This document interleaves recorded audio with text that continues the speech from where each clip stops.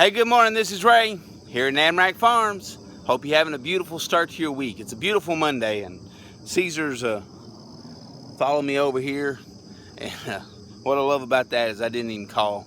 I hadn't really said a word this morning. Just walked out in the field, and he's come, and all the other sheep, they're way back over here through the trees, kind of just hanging out in a huddle. Here's Morrow. You know what I mentioned towards the end of last week that Morrow has kind of sequestered himself, kind of made himself scarce from the flock. And there's a reason. You remember Tony Two Toes, the new ram we brought in? A couple weeks ago, I came out in the field and I noticed Tony had blood top of his forehead. And as the closer I looked, I noticed it wasn't Tony's blood. No, him and Morrow had been in a fight. They had that dominance fight to see who was going to be the king of the flock this year, and Tony won. Morrow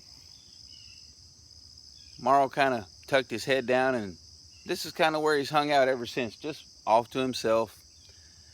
And the thing about it is Morrow is passing the mantle on to Tony. He's telling Tony, by keeping his distance, I'm going to let you lead now. I'm going to let you be the leader, and he's giving Tony room to be the leader. That's tough on Morrow. He's not used to this. But he realizes it's time for someone else to lead. And the Good Shepherd, he tells us, never give up, never quit, but recognize when the time has come.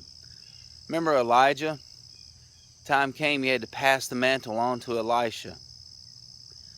David, there came a time he had to pass the mantle on to Solomon.